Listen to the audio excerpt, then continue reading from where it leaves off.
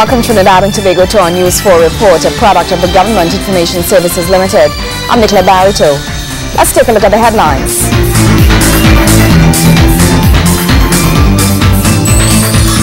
Prime Minister Kamla Prasad Visesa launches the Character, Education and Citizenry Development Program.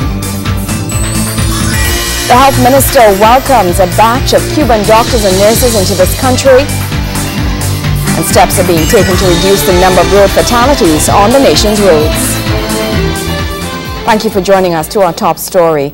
Safeguarding the next generation through character education. It's the latest program of the Ministry of Education that they're incorporating into the school curriculum as they seek to instill morals and values into the nation's children. Prime Minister the Honorable Kamla Prasad Visesa launching the Character, Education and Citizenry Development Program says it's an investment into the future. Proactive steps are being taken to instill morals and ethics into the nation's children. The program is set to take root in the national school curriculum under the launch of the Character Education and Citizenry Development Program. In introducing the program, Prime Minister Kamla Prasad Visesa said it was a dream realized by her to see this type of education inculcated into the nation's schools. Character education will teach our children from a very young age the value of ethics and morals, informing impressions and perceptions of their environment, and in deciding how to react and face interactions with their families, their neighbors, their teachers, and their friends. Character education will instill in children the moral footing which will guide how they engage in competitive exchanges with their friends, in how they pursue their academic ambitions, and in how they structure their lives so that they can make informed choices about the career paths they will choose.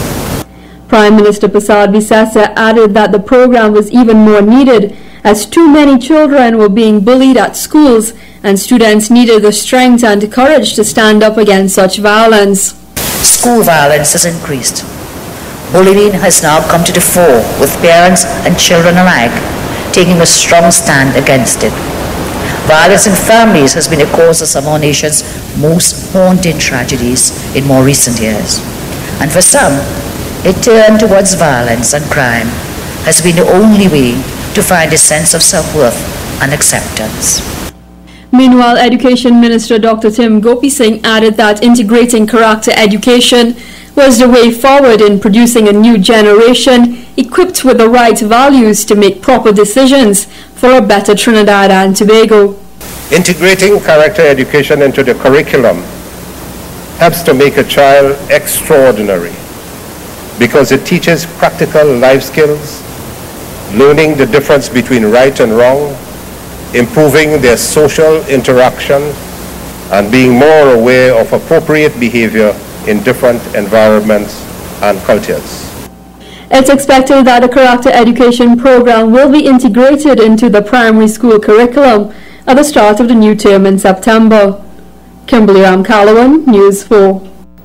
Health Minister Dr. the Honorable Fuad Khan is welcoming a batch of Cuban doctors and nurses into this country. He was speaking at the orientation program for healthcare professionals from the Republic of Cuba, where he announced that the health facilities in Tobago will also benefit from Cuban expertise. Additional Cuban doctors and nurses will be joining teams of healthcare providers in this country for the next couple years. This as scores of Cuban medical personnel met with the health minister during the orientation program for healthcare professionals from the Republic of Cuba. Dr. Khan says this country and Cuba share similar systems of healthcare. The population of Trinidad and Tobago is very happy to have the Cuban professionals, because the work ethic of the Cuban professionals is something that I ask our professionals to emulate. So I have no, as I say, I have no regard in saying that you will do the same thing in Trinidad and Tobago. We have been employing Cuban professionals for quite a long time, and we have had a very good relationship with Cuba.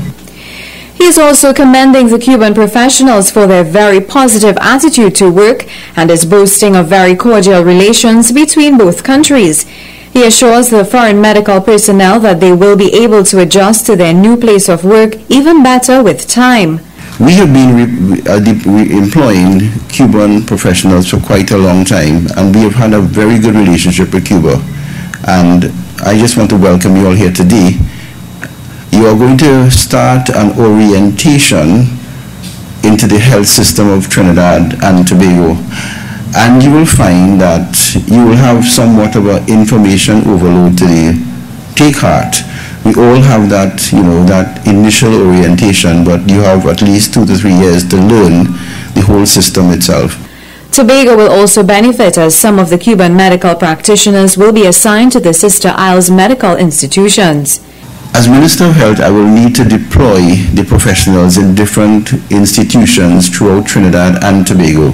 So some of you all might be going to the lovely island of Tobago to assist the health care facilities in that island. So for those of you who will be going to Tobago, I think the others might envy you because it's a lovely little place, and Tobago is our tourist destination. His Excellency Rivero Humberto Rosario, Ambassador of the Republic of Cuba, says members of this batch of medical workers have come with a tremendous wealth of experience to this country. This 4th Brigade is the largest Cuban contingent and the one with more specialists in different areas. The health professionals who are now in Trinidad and Tobago, like those who worked before, will bring to the people of Trinidad and Tobago not only the knowledge and experience, but also the ethics and human behavior which they were trained. They will be here working at the health public system for 2 years, might be 3 years. Veena Bharath, News 4. News 4 continues after the break. Stay with us.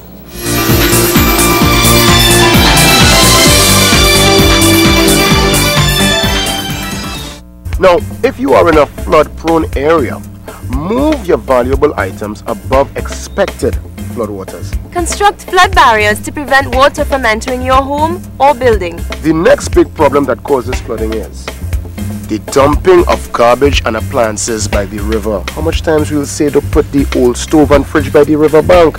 Listen, it's going to create even more flooding. Here are some other precautions you can take.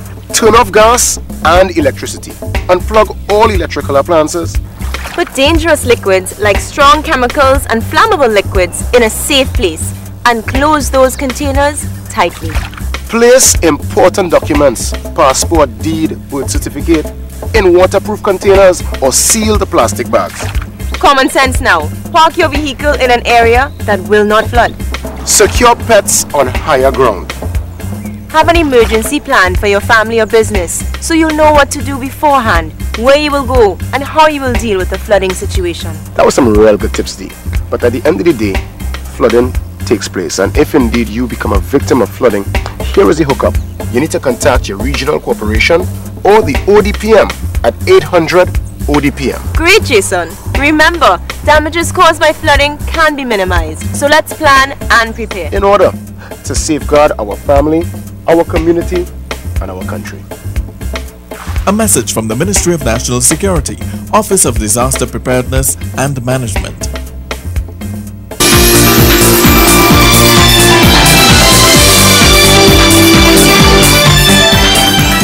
Welcome back. Steps are being taken to reduce the number of road fatalities on the nation's roads.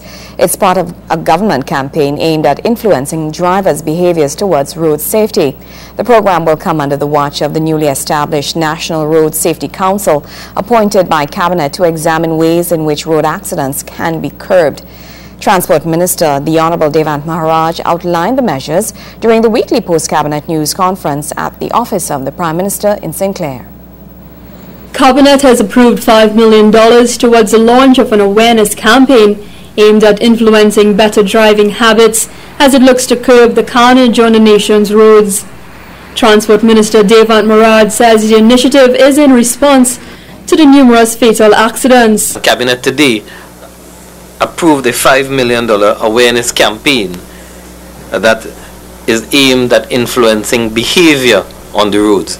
The initiatives have indicated before, such as the surveillance bays and the barriers, capture when the accident has happened or is in the progress of happening.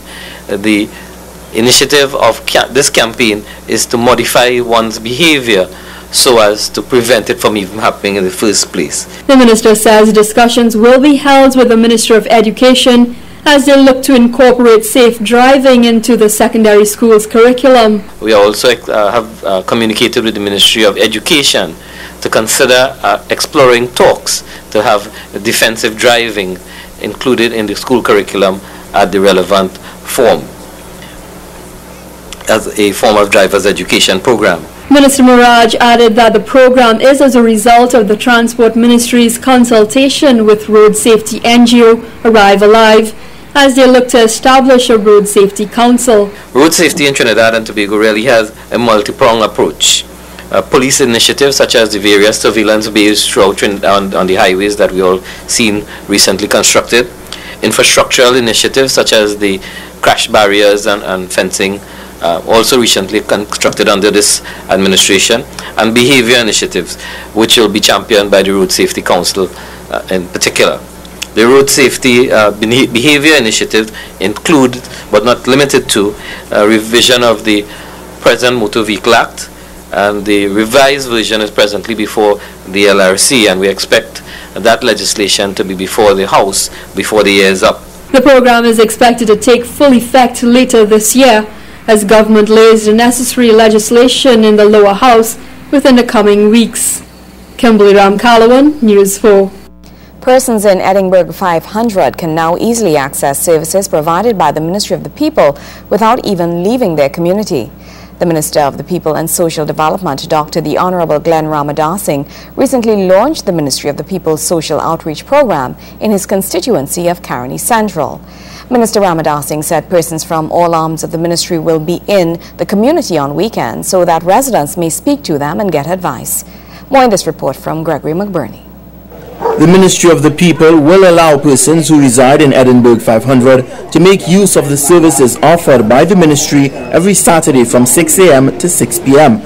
This is all part of what Minister of the People, Dr. Glenn Ramadasing, has termed a revolution in service for the people of Trinidad and Tobago. We've started off in my own constituency in Caroni Central, and we've brought the different arms of the Ministry of the People and Social Development, namely the Social Welfare Department, which is in charge of the pensions, the disability grant, the public assistance grant, the funeral grant, the dietary grant, and all those things, so make the information available to the people.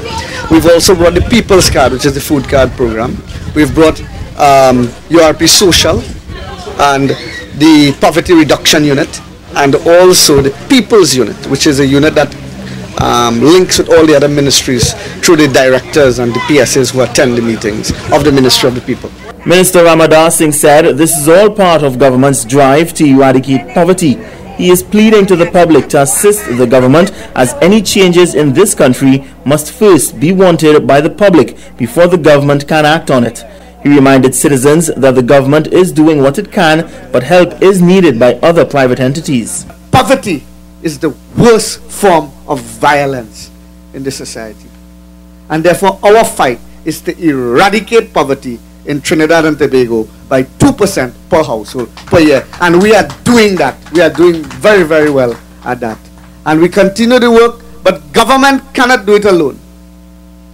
We need the resources of the constituency executive, the advisors, the councillors, the NGOs, the businessmen, and just normal citizens who want to make a difference. And this is what this is today. The minister urged citizens to come together and be the guardians of the weak, poor, vulnerable, differently abled, and elderly in society. He said citizens must believe in the Ministry of the People if they are to be served by the ministry. I ask you to be part of this bandwagon, to join this bandwagon and bring something to the table. If you have to bring a few mangoes, bring mangoes. If you could bring a case of water, bring it.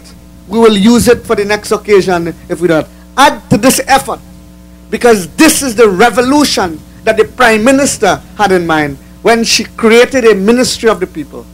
For you to really run a Ministry of the people must buy into that ministry. They must accept it. They must want to build it. And they must want to believe in it. And they will believe in it if all of us here band together as a united people. The program has only been implemented in Caroni Central, but will be moving throughout the country, with Diego Martin being the next targeted area. Gregory McBurney, News 4. News 4 continues after the break.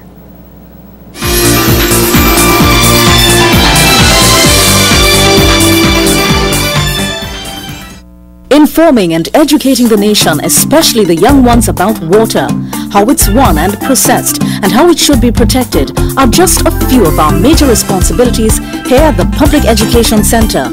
The enjoyable learning environment, cultivating conservation habits, developing healthy relationships, and giving our public an appreciation of the environment in which we produce water. WASA's PEC, the region's only public education center on water.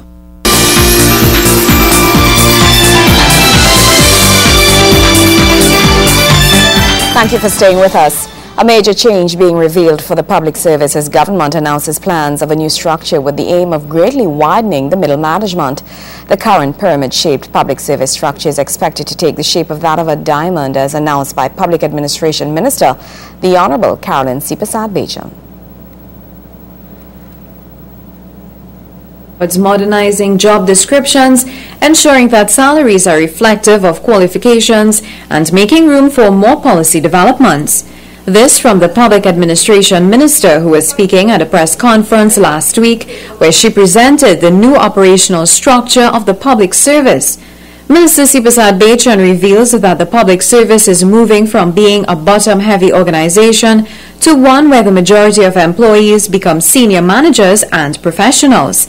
The minister says the timing for such an adjustment to be made in the public service structure is quite ideal, as the country can now embrace the changes. Many of them are quite well trained and ready to take on new responsibilities in the widening of the professional streams of the public service, where they can exercise a certain level of decision making.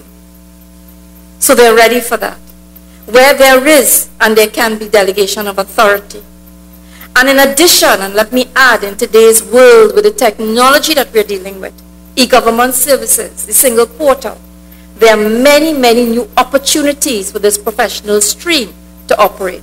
So we are really doing a disservice at the bottom of this organization, the public service, because of where we are. Mr. C. Prasad-Bechan says the change from gold to diamond in the public service will reflect the widening of middle management from the current pyramid-shaped structure, where the majority of persons currently working in lower-level positions are qualified for higher positions.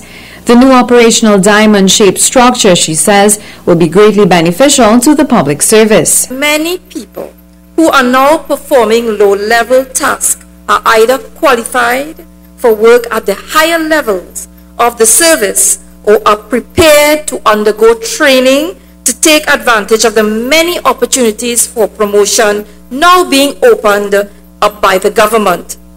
It is clear from what we are seeing that in the next 10 years, as we move towards a more citizen-centric public service, we will require more delegation of authority and devolution of decision-making in the public service.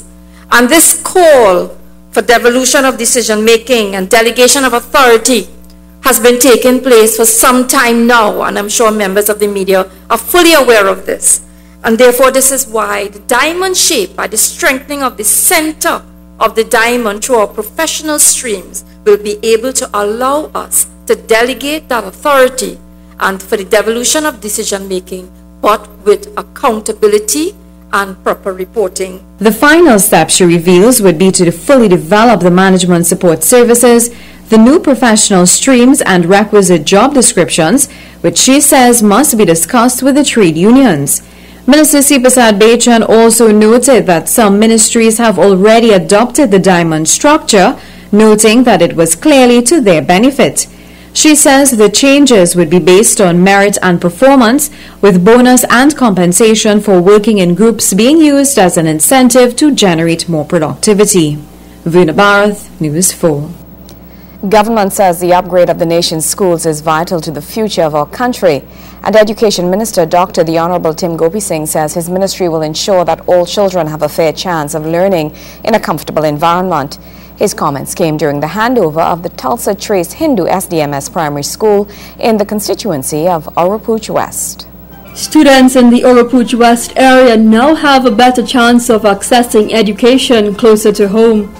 According to Education Minister Dr. Tim Gopi Singh, in opening the Tulsa Trace Hindu SDMS Primary School, said it was ensuring an equitable education to all, no matter which part of Trinidad and Tobago they lived. Today's opening of this school here in Tulsa Trace, in a once considered rural community, it must no longer be considered a rural community. It must find its place among all other communities in Trinidad and Tobago.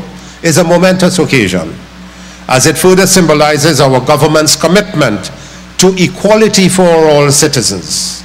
Equality. You have administration blocks, you have classrooms, you have science and technology area, you have a library, you have a cafeteria, you have computer rooms. And a number of ancillary structures have also been provided, such as a guard booth, water tank stand, portal frame shed, and so on. So your children being housed in a school will give some degree of comfort to the members of the community, and I say use it well. The school's refurbishment is part of the ministry's efforts to increase its efficiency in the restoration of schools under the School Construction Repair and Development Program. In handing over the newly refurbished school, Minister Gopi Singh says it's the goal of the ministry to complete the construction of several new schools within the July-August vacation period. We have also asked the 17 denominational boards to give us a priority listing of all the primary schools they need to have repaired or reconstructed. So we will go in a methodological order to ensure that these schools come up to safety. We look forward to possibly constructing close to 40 to 50 primary schools during this summer vacation period. I have charged the FCL with that responsibility. I've charged the Ministry of Education with that responsibility. He noted it was his mandate to ensure that every constituency across Trinidad and Tobago were outfitted with early childhood centers, primary and secondary schools. We're not only building schools in our UNC or People's Partnership constituencies, but we're building for all the constituencies. Government has outlined an expenditure of $8 billion for the education sector, something Minister Gopi Singh says accounts for approximately 6% of this country's GDP. Kimberly Ramkalawan, News 4. When we come back, fulfilling the promise.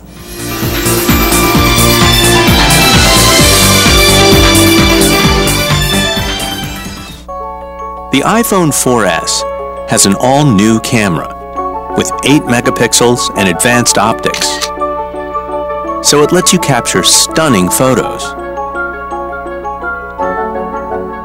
And because it's an iPhone, you can do things you never imagined possible with a camera.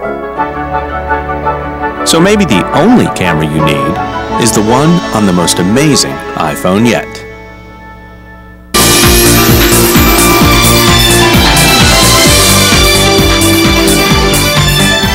In our special feature, Fulfilling the Promise, we highlight the initiatives and achievements of the government over its 2 years in office. At News 4, we've joined in that effort, and each day in our news package, we feature one of those highlights from the long and impressive list of milestones over these 24 months. In the story, we look at poverty eradication.